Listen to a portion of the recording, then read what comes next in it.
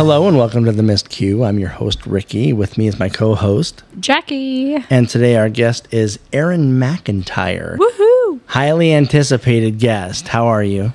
Good. Very good. Thank you for joining us. Yeah, thanks for having me. I'm excited. I know you're very busy with all your performances and all of that stuff and very busy schedule. Yeah, so let's just dive right into it. And I want to start with let the people, there's a lot of people listening that know you already, that are excited to hear from you, but let's address the people that don't know you. So I want to know how you got into theater. Like what age, what inspired you, what happened? Okay. There are long and short answers to this. Let's do the long one. Give me the long. Because Give me all of it. I was literally practicing this earlier. It's just hilarious. And I just kind of like went through my whole arc of like every step that led me to professional we want to theater. hear everything. Okay. Tell us all. So, I always liked singing and dancing and acting. But I never had opportunity to do classes or anything or get involved in theater. And when we moved to Lake Havasu in 2012, and there was a friend I made in my classes who took dance classes at Arizona Coast Performing Arts. So I started with just a jazz class, and I loved it. I loved doing jazz, and that was my only class. Who was I took teaching year. that class? It was Lauren. Okay. Yeah, Okay. Lauren was my teacher for basically all of my classes, except Eileen for tap. Mm-hmm. Yeah. Of course. I mean, who else? Yeah. Let's be honest. Yeah. If you don't have Eileen as a tap teacher, do you even tap? Do you even Right? tap? Do you even tap? If you don't learn Eileen's tap specifically, do you even tap? But yeah, it was just jazz 1, 2, I think, like the beginning level Okay. jazz. Does that make sense? I don't remember the level. Yeah, how old were you? I was 12. Okay. I started in jazz, and then of course like the theater and the studio are connected. So eventually I heard about Grace Arts Live, and people were talking about Aladdin Junior. That was the winter show, junior show that year. And I love Aladdin. I love Disney. So my dad and I went and saw Aladdin Junior, and I was blown away. Who were the main actors in that? Do you remember? John Russell was Aladdin. Elise Cunning was Jasmine. Christopher Allen, I think, was Genie. And then I think like Maura and Zoe and Carissa Hunting were like the narrators. Okay. And then Allie was in it, but she was ensemble. So like I would have picked her out then. I didn't even know her then. Okay, a couple of guests that we've had on the Right, show. we've had them on. Yeah, and I was blown away. Like I loved it so much. And then I realized too, like these are people my age or just a bit older than me. Yeah. I could do this too. I was like, that's crazy. Like these are people my age. I could be doing this too. You never know who you're inspiring. Yeah, and it was watching Aladdin Junior. Right? Like at of Grace all Arts shows, Live. like- That I was like, wait, I could do this too. So then there was the musical theater class at the dance studio, but then I also learned, I was in 8th grade at the time, and I found out there was a musical theater class also at the high school. Yes. And I was like, well, the musical theater class at the high school is free and 5 days a week. I could do it during my school day. I'm going to try out for the musical theater class. Smart. And I was obsessed with Adele, so I sang Someone Like You. And then I did this monologue that my dad coached me through my monologue. And I went in and auditioned, and I was in the musical theater class my freshman year of high school. So that was like kind of the beginning of me like kind of dipping my toe into theater. Right from the beginning of high school. Yeah. Yes, freshman year of high school. And my first show we did for our fall show that year, we did Zombie Prom. I don't know if you guys Okay. know that I know show. Zombie Prom, It's yes. so campy and so It's funny. very And it's campy. hilarious because like I watched a production of it a few years after having done it, and I just was ashamed of myself. Well, because it was my first You're show. like, that's what it's supposed to be like. Yeah, oh. like, we It was my don't- first show, and I was like, oh my goodness, I had no clue. I did not understand the assignment.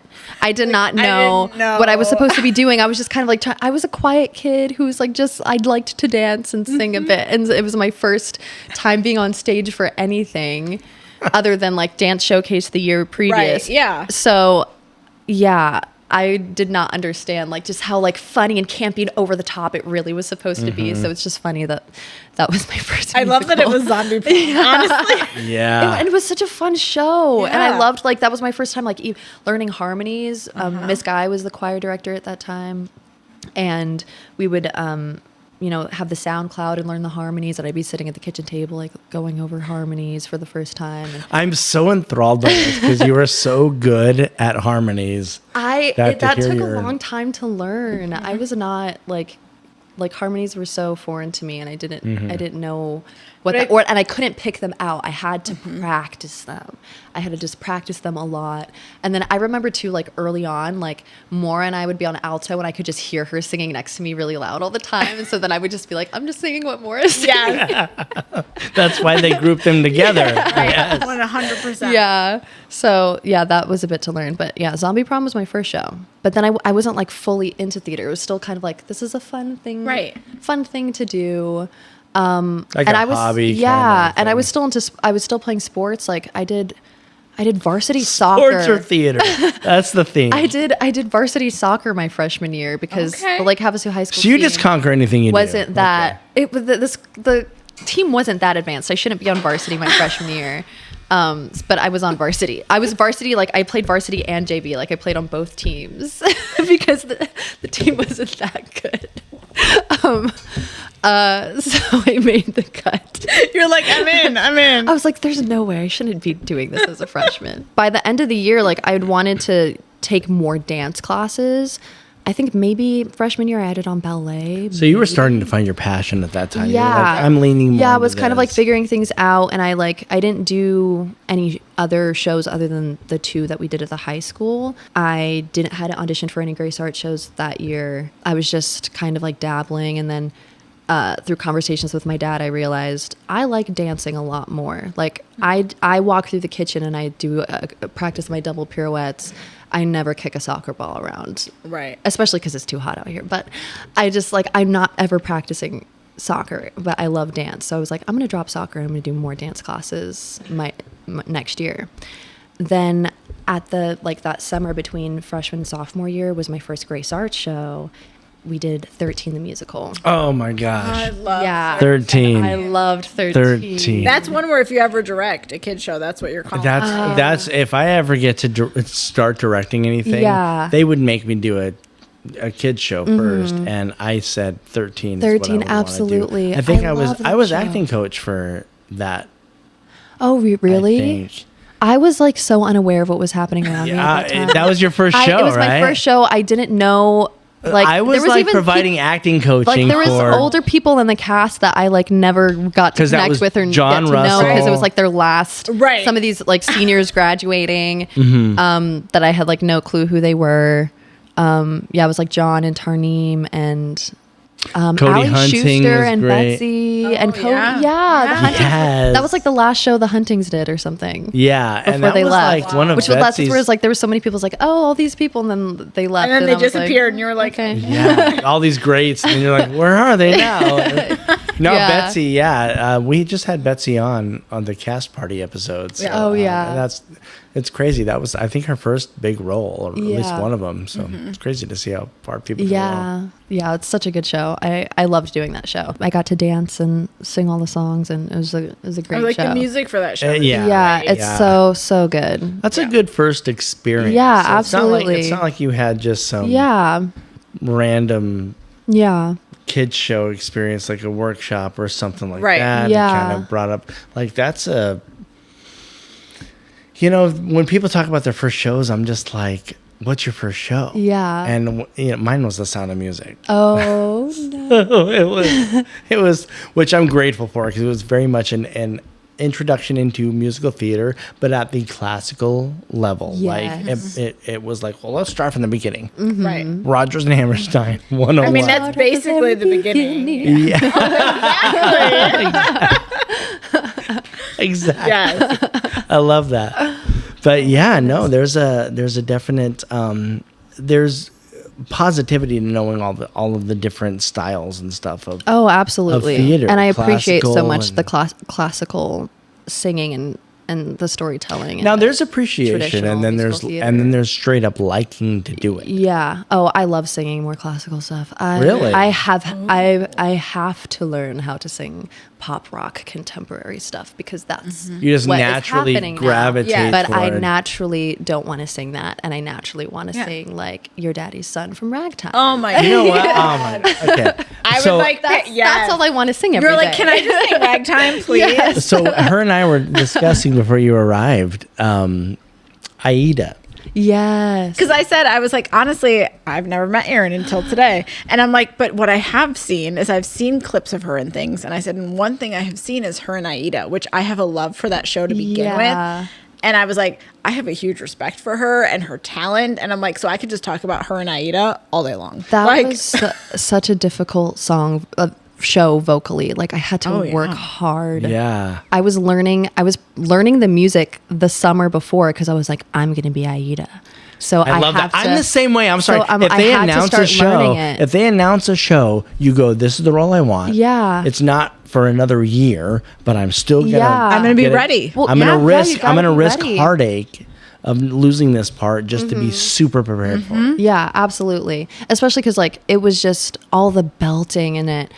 so much. And you have to condition your voice to do that, and it was definitely like the most like contemporary, like the most pop rock I'd ever Yeah. done. Yeah. So I remember like I was at my grandparents' house over the summer and just like trying to belt out these songs in the shower and downstairs, and like everyone's just like upstairs chilling and listening to me practice You're for like, 2 "Don't mind hours. me." Well, I'm just like, I'm just gonna get this. And then when I went to audition too, I firmly believe in just like sing the song for the character you want. So I was like, if it's not in their head already that I can be Aida, they're gonna be certain that I can be Aida when I sing my See, and audition song. I feel like that's so So I controversial, sang Dance of though. the Robe for Oh my my- audition, so they could, because it's like one of the most difficult vocals. And like, Yeah. see that I can do this vocal, and you can trust me with this role. I'm gonna do it. You know, I had never seen that show before. Yeah. So I think, I filmed for the trailer for it. So I was their first dress rehearsal filming, and I'm like, this is kind of epic. My dad was in it. It was one of his last shows. Yes. And he played the Pharaoh. And my dad was such a melodramatic actor. So the Yeah.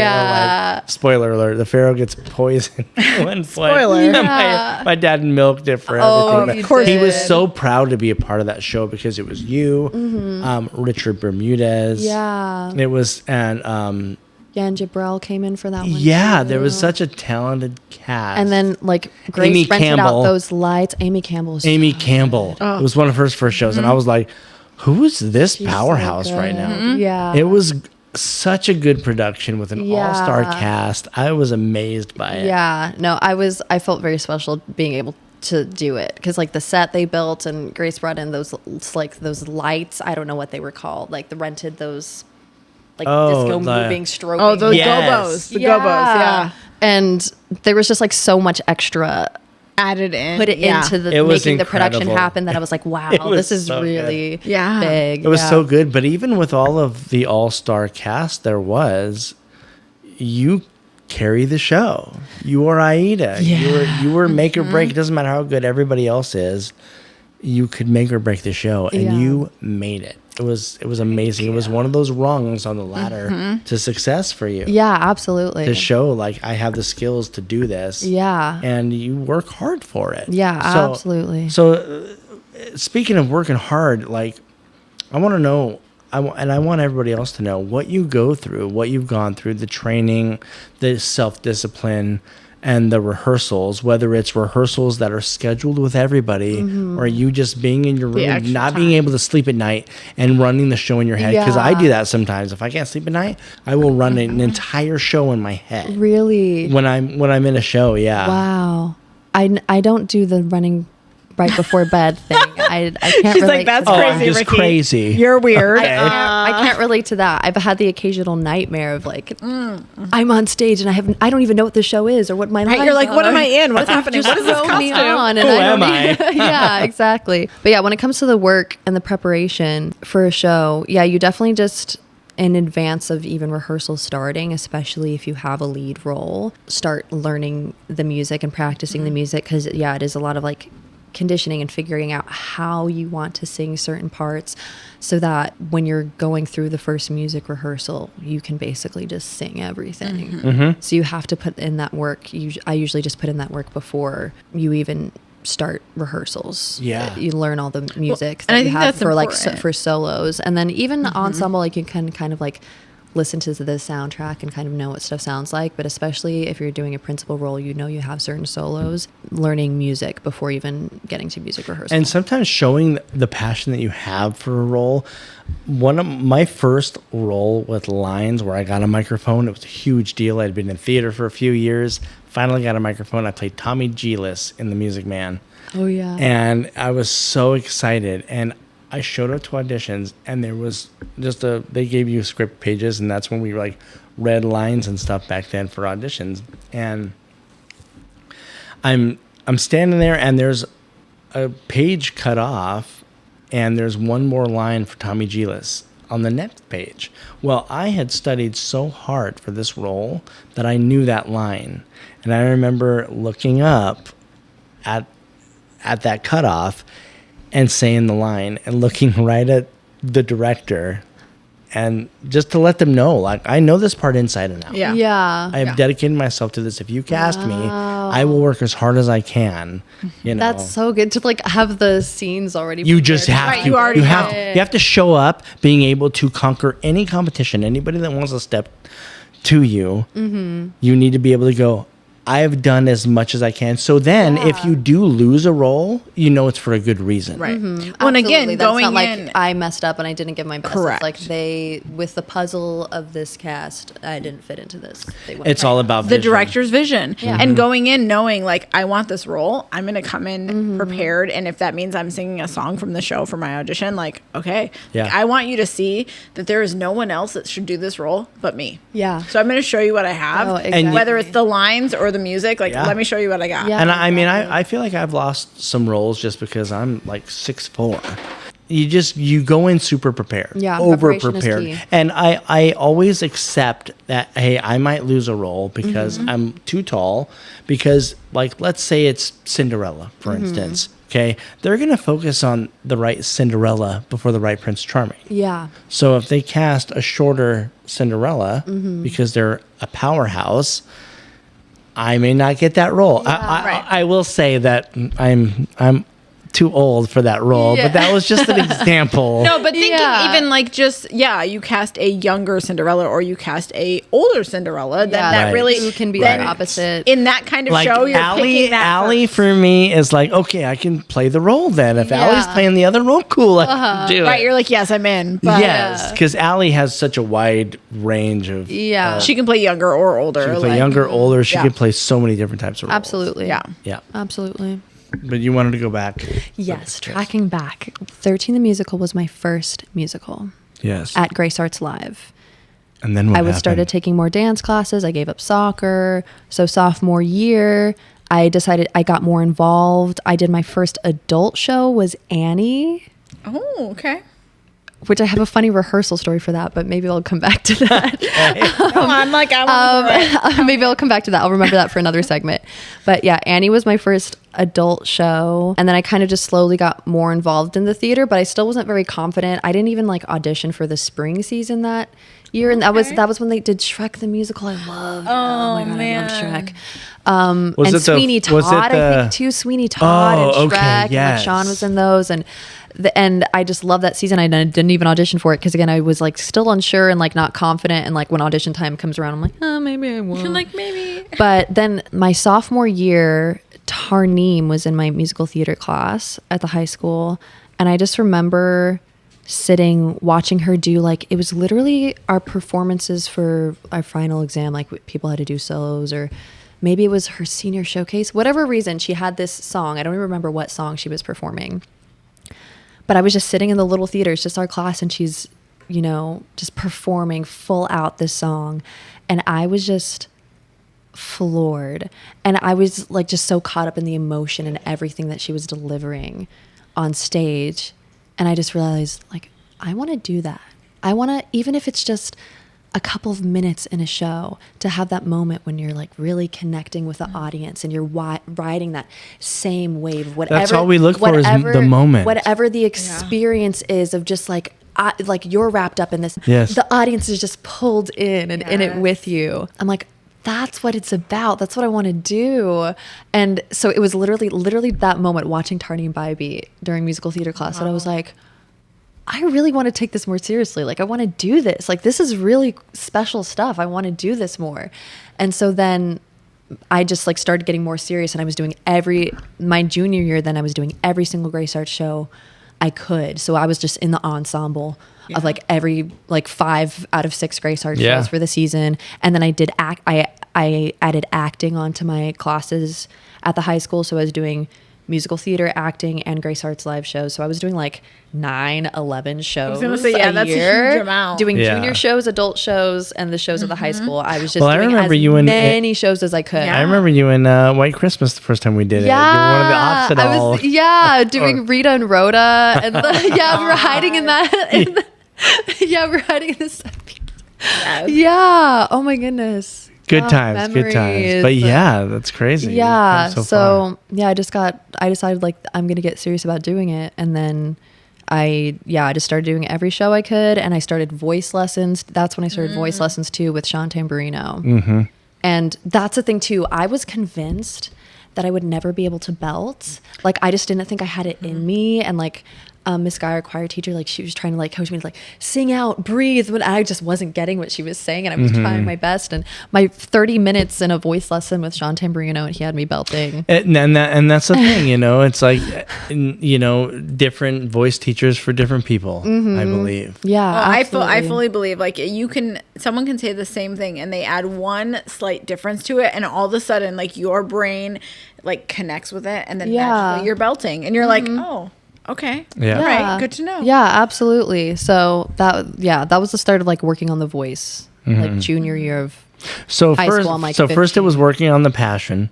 You found your inspiration. Yeah, like deciding that I wanted to even and now we're to your vocals. So we're building here. Passion, vocals. Yeah. And the vocals was a huge thing, because I guess like dancing and acting always came like very naturally. I feel like acting, there's just been not too much like coaching, like a little bit of like working on monologues and stuff here and there in class and like getting direction. But I feel like that has been less of something I had to like teach and work. It's just kind of like I would just do it. Well, and if you're doing a mass quantity of shows, you're getting that opportunity to try different things out, try different roles. And as long as you're open and receptive to that. Exactly. There's people that do show after show after show after show. They do the same amount of shows that you did back then, but it's about your perception. Yeah. It's about, is this a social thing where I'm just hanging out with my friends? Yeah. Or is this something that I'm passionate about? Yeah, and like soaking up what I need to learn. Like, and I remember too, everything. like I always say it's important. I still, to this day, I've been doing this for 25 years,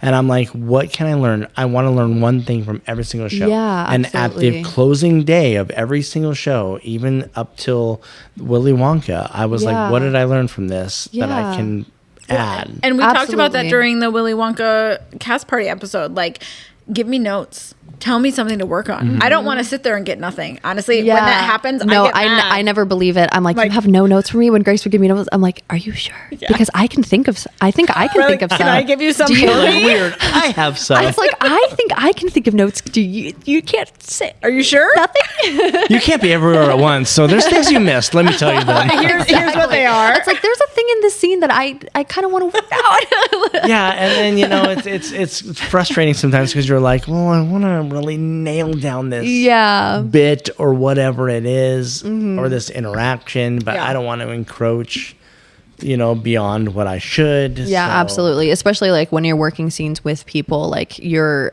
an actor, performer, building the scenes together, but you definitely like need to have like the respect and the boundaries of like, I'm not trying to direct you. Correct. And giving notes to like other performers. Like at this point, I would be, if I were to do a scene, if Lauren cast you in a show, let's say, and you came back and I had to do a scene with you, I'd be like, I'll be damned if I'm going to tell Erin McIntyre anything. That sort of vibe. You're like, I'm just going to sit here and wait for her to tell me something, and then I'm going to go with it. Yeah. So okay.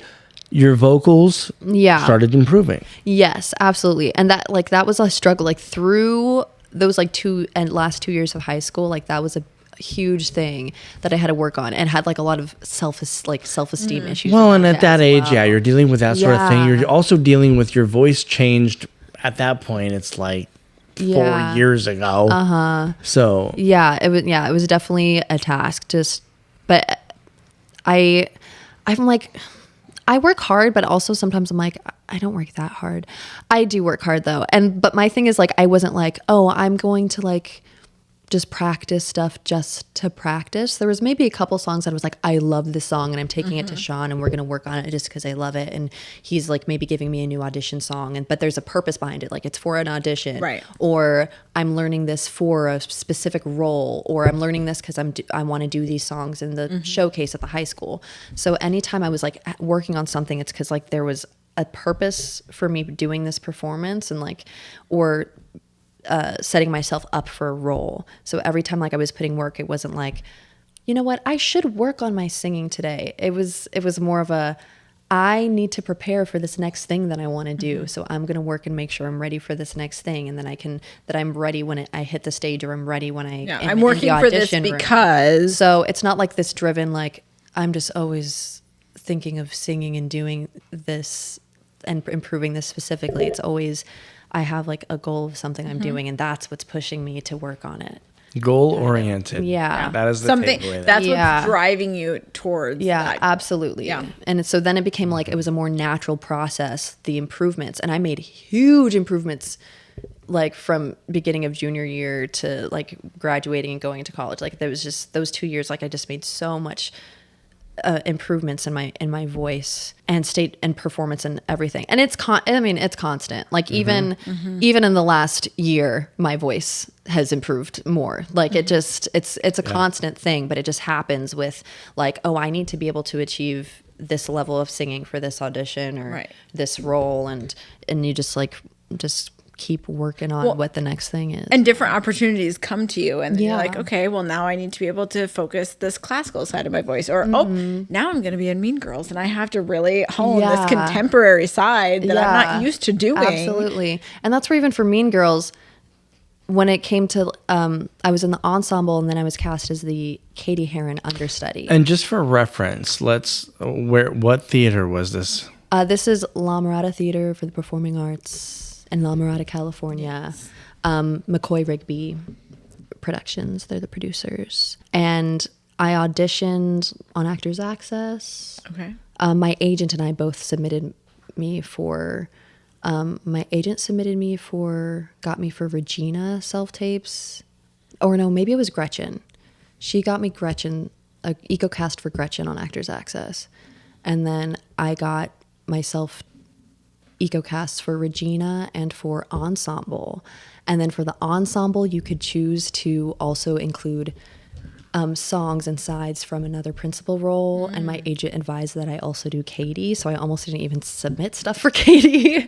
And I submitted stuff for Katie as well. And that was like 2 days of just like 6 songs and sides, like just filming away. And then went into the in-person callbacks, and they called me back for Ensemble and for Katie Heron.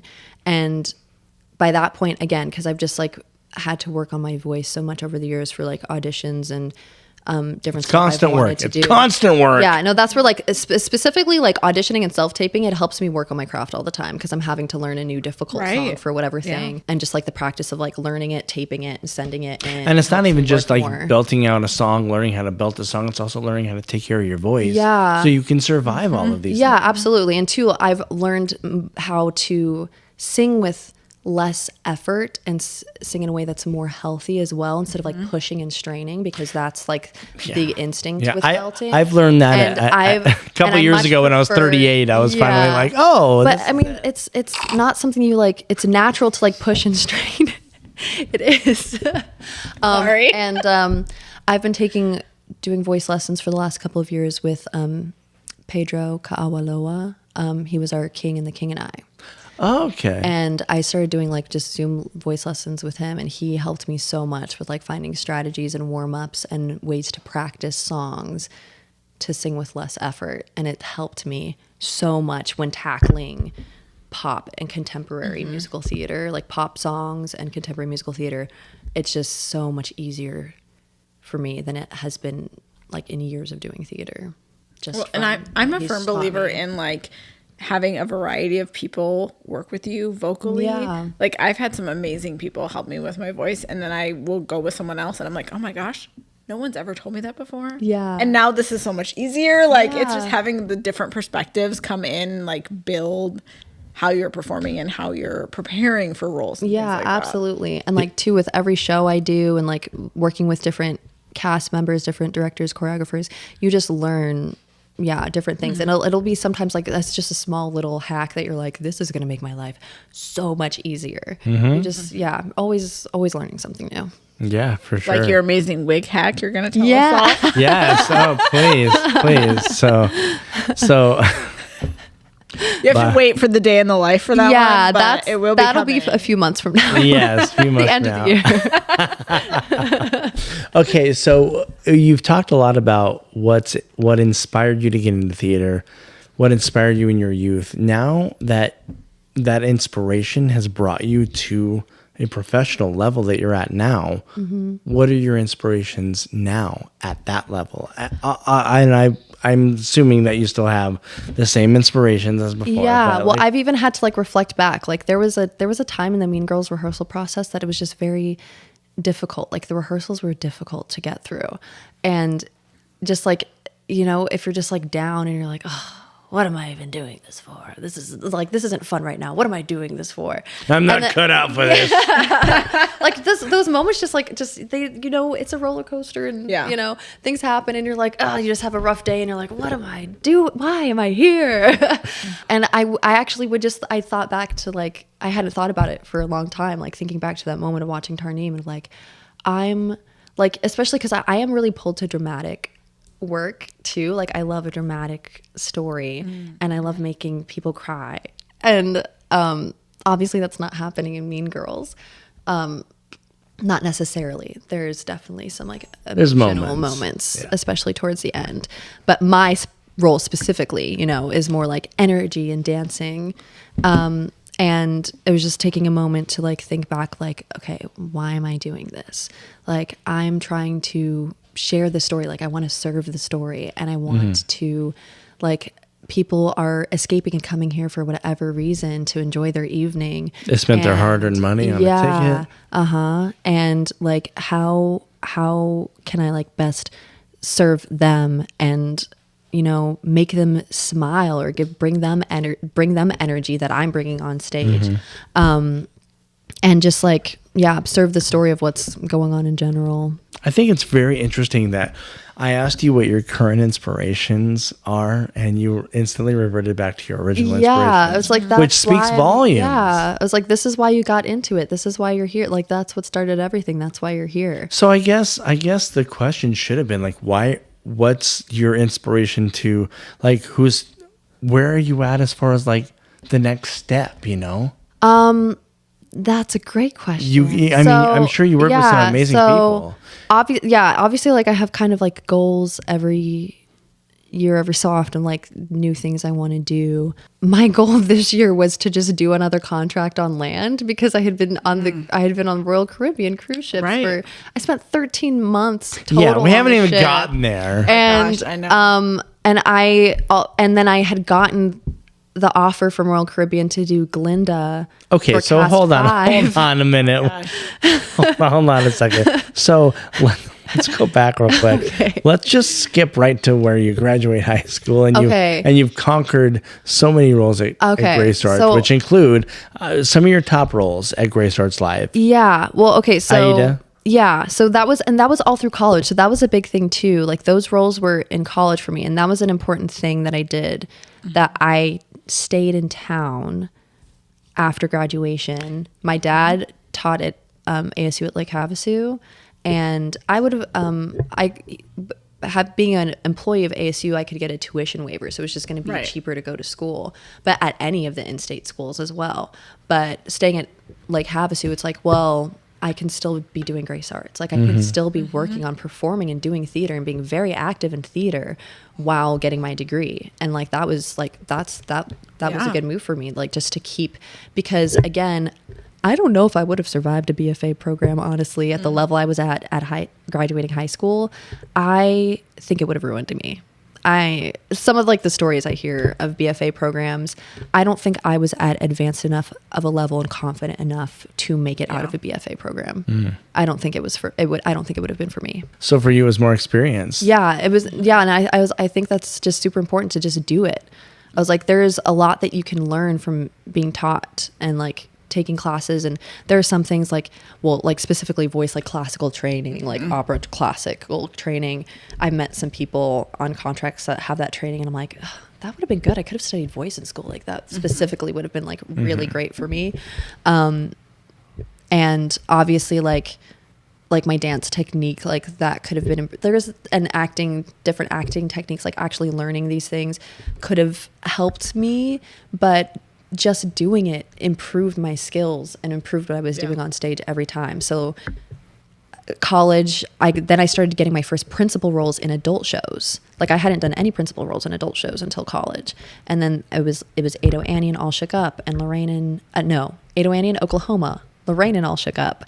And then my first like lead doing Sister Act. Oh yes. And that one I was so nervous. Well, I was like, wait. I think that was your breakthrough role. No, it really was. And because that, again, every moment, like there were pivotal moments that was like, that brought me to the next step, because yes. And that was, and Lauren directed that. Yeah. Such a fun show. Again, that was one where I was like, okay, I watched the show and I started learning the music, and I sang Fabulous Baby for my audition because I was terrified they were going to bring someone else in to do it. You're like, you don't need to, you have I me. was terrified they were going to bring someone in from California. I was like, if I'm not good enough for this, they're just going to cast someone else. They're going to pay someone to come in. And so I was like, I have to be ready for it. And so I sang Fabulous Baby just to be like, it's going to be me, Lauren, cast me. You're like, please. And so then I did it. I got it. And yeah, it was like my first, like as the leading lady in a Grace Art show. And then Donovan and Jabril were called in to do that show to play Curtis and Eddie. And they were the ones who prompted me to start auditioning for professional. Yeah, I was going to say those inspirations are good for you to beat around at that time. Because they were my opposites, and we were on stage all the time and talking. And you were also working with other Grace Arts actors that were talented as well. Yeah, absolutely. Well, no, that's where too, like even through all of high school, like literally like my friend group, like Maura, Ali, Zoe, they, seeing what level they were at, pushed me to work harder. I was like, I had to catch up. I was like, I'm not at this level and I need to be at this level to be here. So like having talented people around you, I was like, I need to do what they're doing, and I need to sing this better, and I need to smile on stage. I like had insecurities about my teeth in middle school going into high school, and Grace, that was a note Grace would give, is like, smile, and I was smiling like this. Like I didn't want to show my teeth. You're like, I'm not doing it. And Annie as a servant on the stairs, I was like, okay, I guess I have to show my teeth now. Like little things that you're like, I would never think about not giving a big beaming smile on stage, and like, here we are. It's just all these things, and too, like even just like, yeah, just the confidence and like coming out of my shell with like making friends in theater too. Like it just, yeah, it was so important for the journey, absolutely. But then in Sister Act, Donovan and Jay, they were just saying like, you could do professional theater. Like I hadn't thought about it really, like of doing it until after I graduated college. Like I wasn't thinking of doing it then, because it was at the end of my freshman year of college. And they were like, you can do it. Like you should go to California and audition. And I was like, okay, I will. And then I went on backstage and I looked at auditions, and I went to an audition for 3D theatricals, and I got a call back for Sophie. So that was exciting to like, and I think I skipped a final exam to go to the callback, because I was like, sorry, professor, this is more important to me. You're like, the passion is driving. Follow your dreams. I was like, you know what? I'm still going to have a B in this class if I miss the lab part of this. So I was like, I calculated my grade's going to be fine, so I'm just going to skip it. I'll see you later. So I'm taking away, like, just do really well in school, kids. And then you can. But not even, like, it was the experience of like just doing the theater. And then like when the next thing came, like, you just got to go and do it. You just got to go for it. So take that chance. I did. So I didn't get cast in that. I didn't get it. I skipped my final, and Right. nothing came of it. Nothing. And then I did a Disney audition. Betsy went to me with me to those Disney auditions. It was like a general Disney audition. Nothing came of that. And then we also auditioned for. But Betsy got.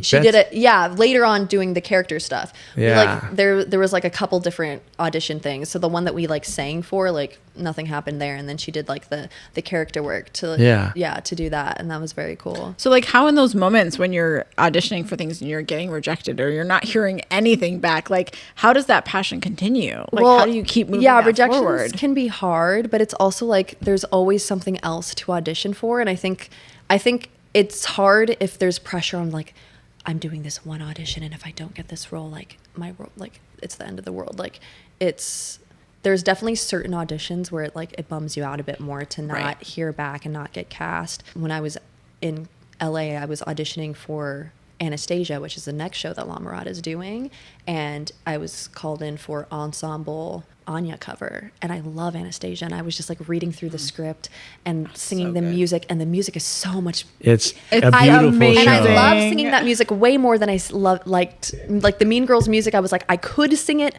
but it's not like I preferred singing it like the Katie material. I was like, I can do this, and like I can, everything sits well. Like she's kind of like a pop but musical theater-esque situation, but Anya's music, I was like, this is exactly what my voice wants to do. This is perfect. It's effortless. I love it. I love her character. And so like I was getting really excited thinking about like just squeezing in one more show before I go to the cruise and like really wanting to do it. And then there was this anxiety because there was a few of us in the cast of Mean Girls who went to the auditions, and none of us got Anastasia. And there was this anxiety about like waiting for like casting information to get out. And then the Anya cover role was cast. I saw like an update on the casting website, and I was like, so that means I'm not in the show. I'm not in the show. But so happy for the girl who did get it because she was so wickedly talented. Yeah, it's just like who fit into their image. Like, so it's kind of like, oh, I'm bummed that I didn't get to do it because it would have been so amazing. Yeah. But it's like, you know what? It wasn't meant for me to do it, and that's that's the purpose of having a variety of things you're auditioning for. Like you can't put like all your eggs in one basket. Like you have to be like, I'm doing this one and this one and this one, and yes, this is the one I really want. But and like the rejection for me for this one was easier too, because it's like, well, I literally wouldn't have really been able to do the show anyway, because I would have had to ask for time off from my Royal Caribbean rehersals. And they probably weren't going to approve that. So it's like literally like I probably... It's meant to be. It's probably for a reason. It's fine. I shouldn't have gotten it. I shouldn't get it anyway. And I have another job coming up. It's like tough. I think it's more tough when it's like, I want this and you don't have a job. You were just being greedy, it sounds like. So, I think I was probably crying over this one. I got far into callbacks for the Kinky Boots national tour. That was last summer. I did a couple rounds of tapes for it, and then I was invited to the final callback in New York. And what was crazy about this situation is that I was offered a Royal Caribbean contract on Independence of the Seas to do one of their like more production pop rock shows. Like they just like put together a bunch of songs and whatever. They were gonna have me do that as a featured singer on Independence. Like I had another offer from Royal Caribbean, another job. And my agent and I decided to pass on it because they weren't going to wait long enough for me to see if I got cast in Kinky Boots instead. And I was like, this is a national tour. Like, I've already done a cruise ship. Like, I want the tour is like, that would be another step for me that I really would be really nice. And I worked so hard on that. I did like a lesson with Pedro, and he was, you know, going through all like the acting beats and the singing, and like really refining what I was going to be doing in the room for that audition. And, you know, flew up to New York for a week just, you know, to go to that audition and go in the room. And I felt amazing about and that's the thing, like I was so prepared. I felt amazing about what I did in the room, especially because there were multiple steps of the process. So the casting directors were able to say, like, this is what we want more from your character and the acting. And I was able to refine what I did. So by the time I was there in front of the casting directors and the director, I just felt great about my choices, and like they were responding well to everything I was doing. So it felt amazing, and hoped for the best, but I didn't end up getting cast. And not only did I not end up getting cast in that, I lost out on a job that had been offered to me. Right. And I was like, it's an example of the risks you take. I was like, now I haven't, and it was more the anxiety of like, there's definitely, it's difficult in musical theater to in the moments that you're not working, in the moments that you're not doing a show. I love when I'm performing. I love when I'm like when I have a job and I'm performing in a show. The auditioning and not hearing back, and it's like so much energy to do it, and like just the anxiety of like I don't know what my next thing is going to be, and it could be a year from now, like it could be a really long time before I work again.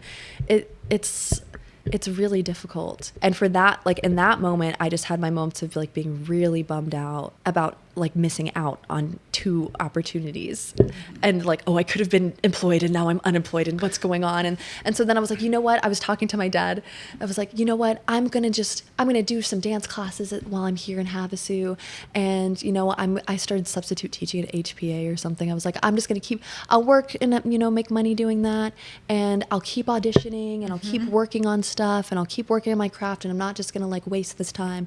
I'll just keep doing stuff until like, you know, until I can get the next audition and go to New York and see what else I can get, you know? And I was just telling my dad, like, this is my plan. Everything's going to be okay. Everything's going to be okay. The next morning I woke up to an email from Royal Caribbean asking me to be a emergency replacement for Glinda. Like the next morning. Like I had all this anxiety the whole weekend and I was like, you know what? I'm going to be fine. I'm going to be okay. I'm going to deal with it. Yeah. And then the next morning, you don't have to deal with it. You're gonna go on a road. Just kidding. You're gonna go to be Glinda for 3 months on Icon of the Seas in 2 weeks. So you have a job again. Wow, and that's awesome. I love that because I got to see you be Glinda. Yeah. Oh my goodness. In our Wizard of Oz. Wait, I was thinking of that this morning because I remember being backstage talking to you and Jake Ware. It was just a part of the show that we weren't on stage for us towards the end of the show. And I did not enjoy being Glinda in that show because it's such a princess track.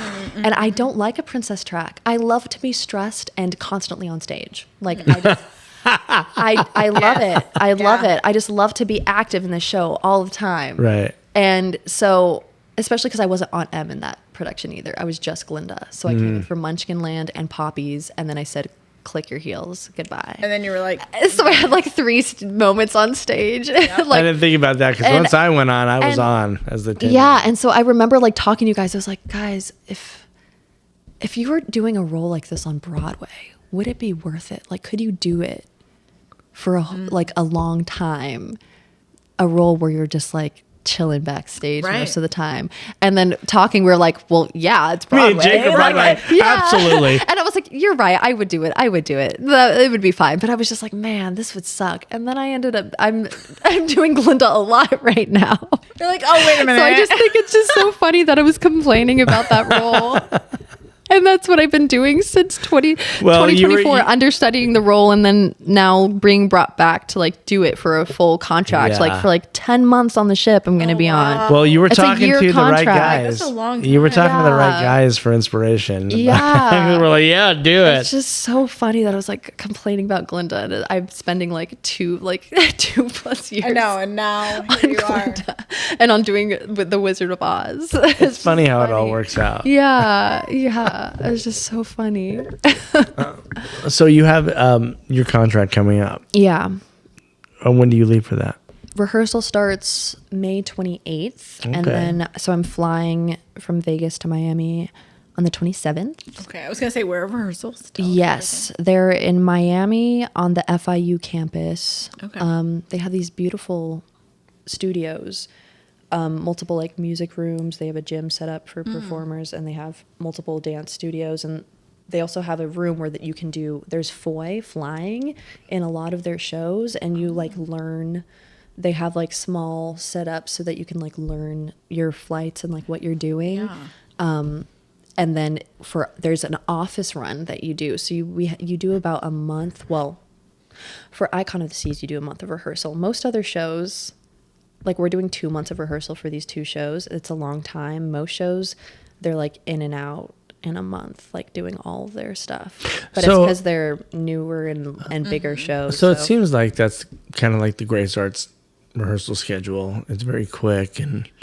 Well, no, that's what I'm saying. For Royal Caribbean, it was very long. For like the Wizard of Oz. Yeah, and but the ones you were used to before. But the ones I'm used to, like La Mirada for Mean Girls, and for did Beautiful as well, it was 2 weeks in the studio, your week of tech into your opening weekend. Okay. So you have like So thankfully you were used to kind of working fast. Yeah, exactly. Well, that's where too for like Mean Girls. Oh my God, it was exhausting because we were do so much in ensemble in that show. Oh, I bet. And so it was 8-hour days, 6 days a week. That's a lot. With like an hour lunch. So you're really actively working for like less than 7 hours, but you're at the studio for like 8 hours a day, 6 days a week. So not to mention all the time you're taking personally to learn your lines. That's where that was exhausting because I was learning my ensemble track and Katie Heron's I was like, track if you're doing at the same time. Yeah. And then there were some things that it was like, I ended up having to like get a video from our stage manager that I was able to reference to fill in all of my blocking holes because I didn't have the opportunity to even watch all of her scenes because I'm on stage at the same time. Right. Or we were rehearsing things at the same time and I couldn't even like watch what she was doing. So that was exhausting because I would come home and I'd be like not wanting to do anything and then be like, okay, I need to like spend an hour like going over harmonies and learning lines or reviewing Katie music or something. But it all came together in the end and I learned it all and it all happened, but it was a lot.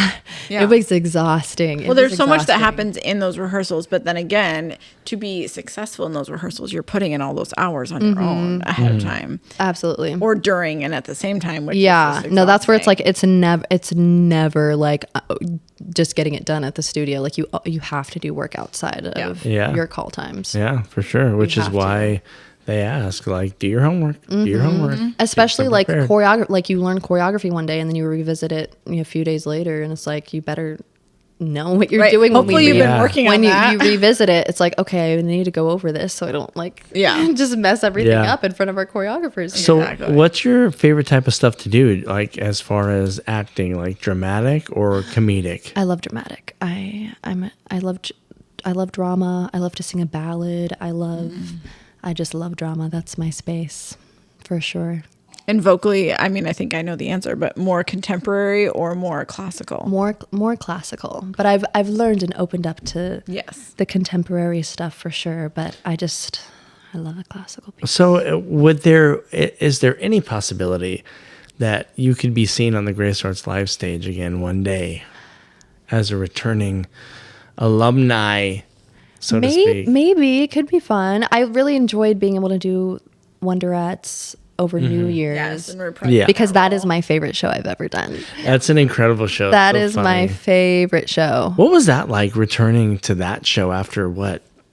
What did we say, 5 or 6 There years? were because like we're rewatching the video and there's so many things that we're like, oh, that was horrible. Why did we do it like that? Or like, oh, we didn't like definitely like most of the acting stuff. We were like, oh no, we could do that better. We could do that better. Because there's some emotional peaks in the second act. Yeah, absolutely. And it was like I found I didn't have to like, and like, I guess relearning lines is kind of easier relearning some things, but then there were some things that I was like, oh, I don't think I ever did that harmony correctly. I was like, okay, I don't think we ever did that correctly. We're going to fix that this time. We're like, this time around. Yeah. But yeah, definitely like being on stage for that one this time around, it just felt like so comfortable in the voice, in the acting, just like what I was doing on stage. I just like felt like it was so natural. And your character was like the moral center of the show. Yeah, 100%. yeah, absolutely. It was, I don't know. And like, there was some things like I didn't have to think about, especially like for like some of my solo moments, I didn't have to think about like the blocking or making certain choices with whatever. I was just like, I could just, it was just so natural, like all the choices that were happening and what was going on. I just like, it just felt more at home. The thing. Yeah. And that's fun stuff to sing. Yeah. too. Oh, absolutely. But there is one show that I thought you excelled in, which was Little Women. Yeah. Oh, I missed that show. Is So good. you know, it's one of those where like I filmed it for the trailer and all that, and when I was filming, I was like, there's a definite deep connection between these cast members. Some shows resonate as a group. Yeah. Well, I was like singing Some Things Are Meant to Be with Maura every night and like crying over her dying.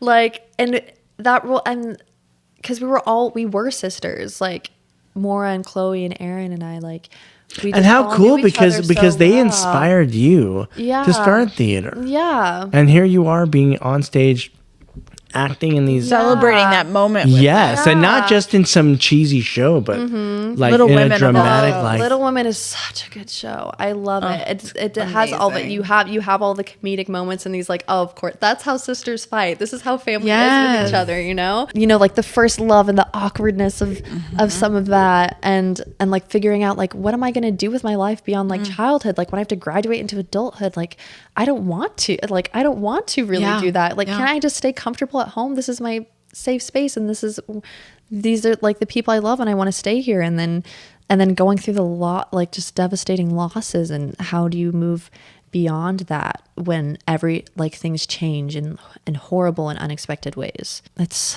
so good. And I love that. and show. you got to do that show Yeah. with Such a good show. Stephanie Edmonds. She's a great I know, mentor. that's where like Love everyone Stephanie. everyone on stage, like we were actually so close. Like we actually had those family bonds. Like Auntie Stephanie. And you felt that she's- watching Yeah, it. I was like, like you are my mom. Like it. Yeah. Yeah, all the connections with everyone on stage. It was so real. Everyone was dear, and that was a tight cast because there's only 10 people. Yeah. And everyone on there. Yeah, They were Was all just all on stars. point. Like, Yeah. yeah. I love One of those all-star cast times where Yeah. you're like, oh, this is good. Yeah, I love doing that one. That's also a top show for me. Absolutely. Yeah, and you had a quick rise, between, at least from my Yeah. perspective, it's like you went Yeah. from ensemble to this explosive presence on stage. Yeah, no, that's where like it really advanced from like graduating high school to like getting some more like principal like supporting characters and then And, getting into the leads and then being trusted with more and more of them. yeah. Yeah, and like looking at certain roles, Little Women, it was the first time that it had been done. So you got to kind of originate the Grace Arts Yeah. live version of that show, which is always great and fun. Yeah. But there are some shows where you step in and you're like, oh, this person played this role before. Yeah. So I think immediately of Cabaret. Yes, absolutely. Me too. So how was that? Because Lauren had done it before and she was so Yeah. great in that role, passionate for that role, and kind of passed the torch to you. Yeah, absolutely. Well, that's where like for some of it was like Grace was like, here's the tape, watch it. Like for like the blocking for Cabaret and stuff too. It was like I was just watching Lauren doing it and be like, wow, like amazing. Okay, how can I do this? Yeah, that show, I love that show. I love Saturday Bowls. Yeah, it was definitely like, okay, I have to like honor this because Yeah. Lauren did a fabulous job with it before. Yeah. Had you And- seen? You said that you had seen a Broadway production of it. Was that after you had done it? Yes, that was just last year after I had done it. And that was just a reminder of how great that show Right, is. I mean, and that just reignited my like, I would love to revisit this role. I would love. When I saw, I thirst for it. I want to be Sally Bowles again. I Yeah, would love it's a to do a great show to professional do. production of Cabaret. so when I saw One it, day, when one day, please. yeah. when I saw it, I saw it at Studio 54 in New York, and Alan Cumming was the MC, Oh my goodness. and Emma Stone. No way. Was with Sally Bowles. Oh my goodness. I watched so many different It's amazing, Sallys do and Cabaret. I sat. I watched so I many had videos. You're like, I have to. Yeah. Yeah. I had a ticket, and it was at one of the Kit Kat tables, like down Yeah. on the first floor. And I was at the table by myself because there was nobody else sitting with me. But I remember watching one of the numbers for Sally Bowles, and this figure just comes and stands right next to me. And I look over, and it's Alan Cumming as the MC, and I'm like, Excitement. it was super cool. It was such a great moment. And to see that, I think that was one of her first times being like on Broadway. Yeah. So it was really cool. I always I used to do background acting in LA and stuff. So when you get to see these actors, these famous actors, and you see them on set and they're doing their process and stuff, you're like, oh. So when you get to see a movie actor do a stage play where it's like, this is live, there is no Yeah. cut Yeah. and stuff like that, you're like, to me, it's almost like they're proving themselves. Oh yeah. Like, okay, you've got the natural. Yeah, Got it. definitely. And it's just so inspiring. That's another thing, like getting inspiration for like to continue doing this line of work. It's always great to watch other people perform and to watch shows because it just like always like ignites this passion of like, I love theater. And so like when I was watching Cabaret, that show is so beautiful. It has such important messages that will never not be important. Like Right. it's so it can be, it's just applies so well bold, today too. And the ending of it makes people go. It explores so many different characters. Yes. I wonder that it's not just one note. Like we're seeing how so many different people react to this horrible situation. Yeah, and I played AMC in our production, and you and I never really interacted. Yeah, except for that one like across stage. That was I don't care much. You crossed in front of me at one point. I grabbed the boa. So thinking of things that inspire and staying motivated, what is something you're listening to right now? What's something I'm listening to right now? Like, I'm always looking for new shows. I know our listeners like literally listen to shows because we tell them that they're good. Well, I always go back to Hadestown like multiple times a year because that soundtrack That gets is brought up so often. so good. That's like my go-to musical at any time right now. Other musicals. Oh, when I was driving out to LA, I was listening to a bunch. I listened to the Hunchback soundtrack, another gorgeous Like, that's a really track. Like the music is amazing.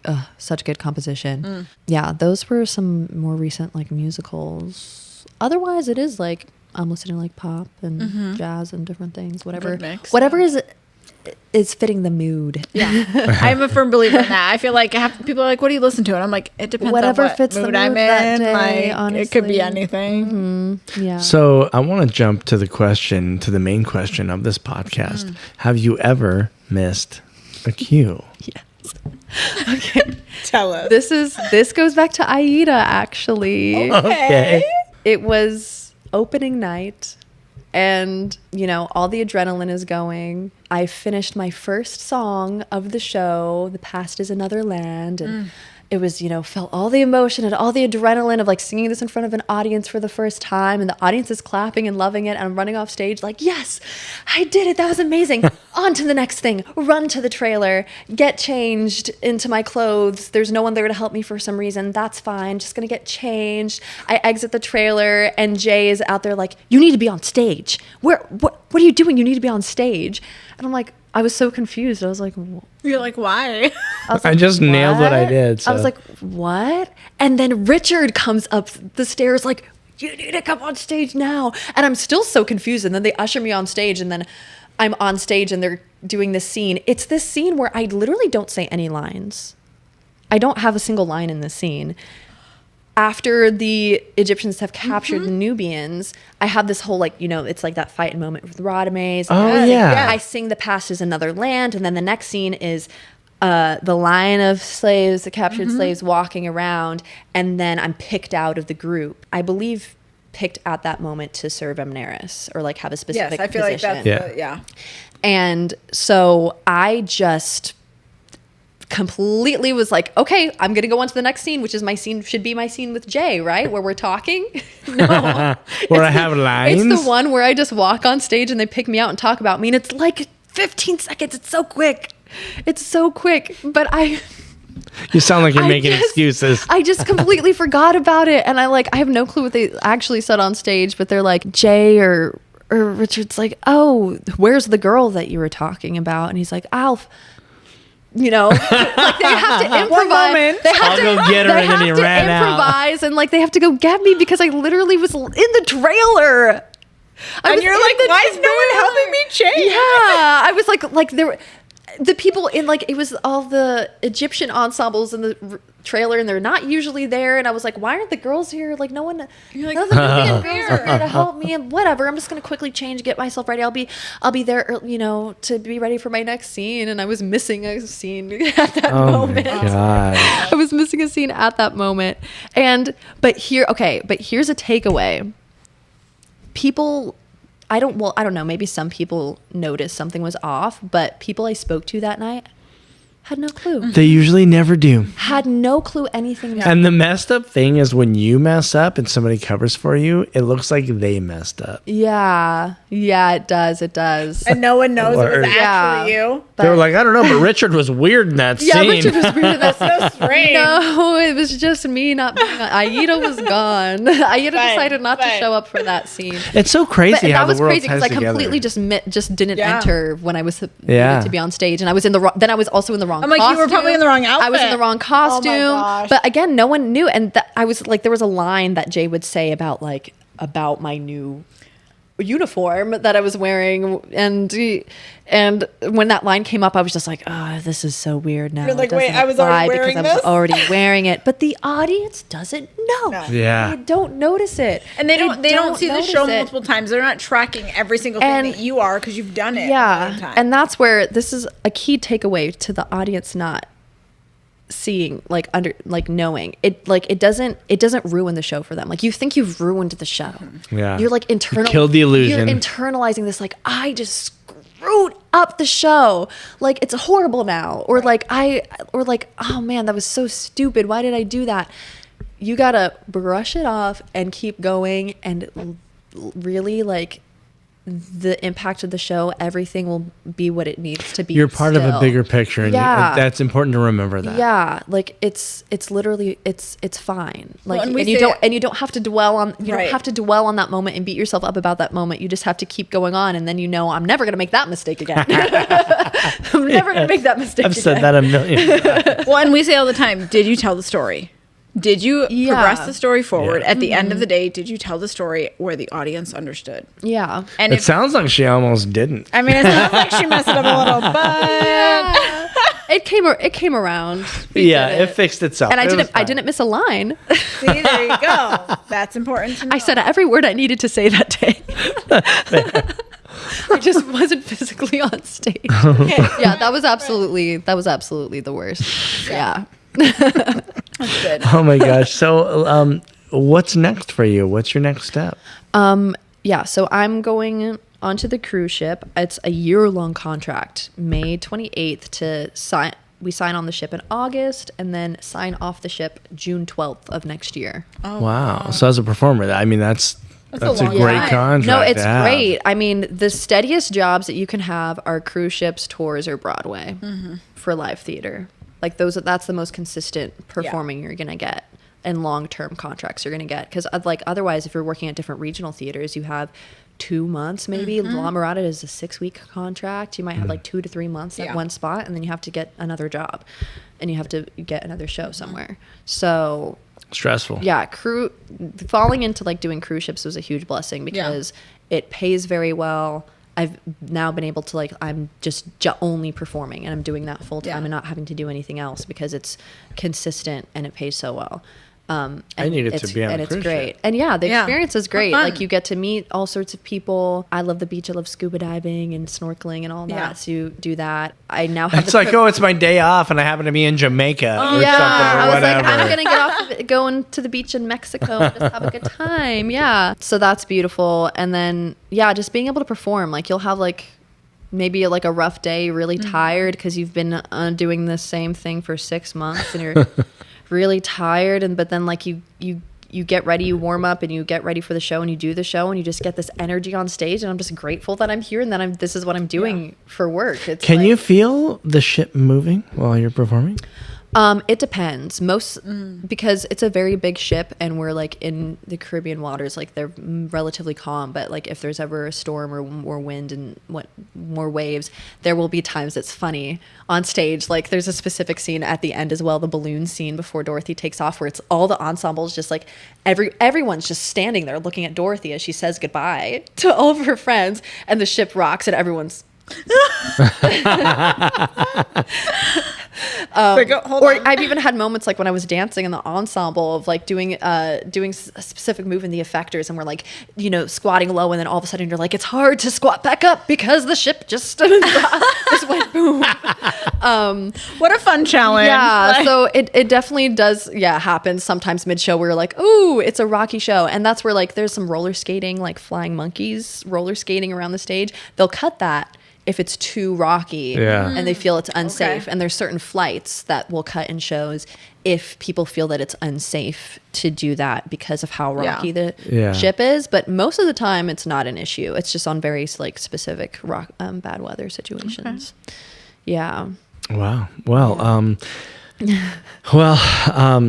we could talk forever. I know. That's we what I was really could talk forever. Me even prepping to come here, I was maybe in a year when you're done with your contract, you'll stop back I'll have in. more to discuss. Yeah, you can tell us more things. Well, also, after the contract is over, of course, it's the same grind of auditioning and stuff. But I'm actually hoping to base more in LA and start getting into TV film. Because it was what my agent has advised.